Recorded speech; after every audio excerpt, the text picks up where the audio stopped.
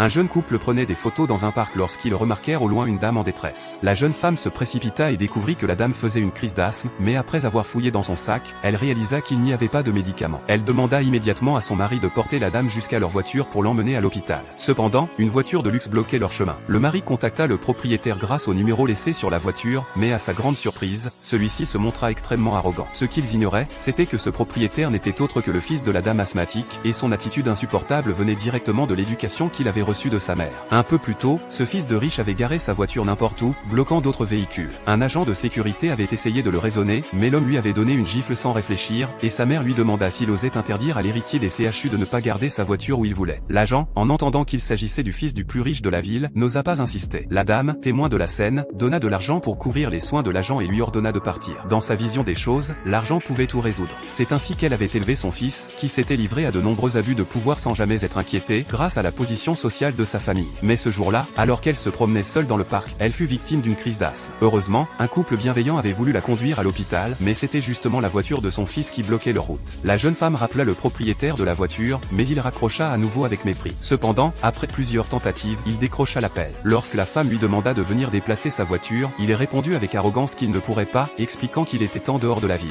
Même lorsque la femme lui a fait savoir que la situation était critique, expliquant qu'ils avaient une personne malade dans la voiture qui doit être transportée d'urgence à l'hôpital, il répondit que cela ne lui regardait pas et ajouta que si la personne devrait mourir, tant pis. Devant tant d'arrogance, la jeune femme insista pour faire déplacer la voiture par la fourrière, ce qui mit le fils de riche hors de lui. Il accourut avec ses hommes, furieux qu'on ose toucher à sa voiture. Pendant ce temps, l'état de la dame s'aggravait dangereusement, mais les passants, ayant reconnu le fils du magnate local, hésitaient à intervenir par peur des représailles. Lorsque le fils de riche arriva, il refusa toujours de déplacer la voiture. Son arrogance redoubla, et il commença même à provoquer le mari de la jeune femme, s'attaquant à sa virilité. Les passants tentèrent de calmer le mari, l'encourageant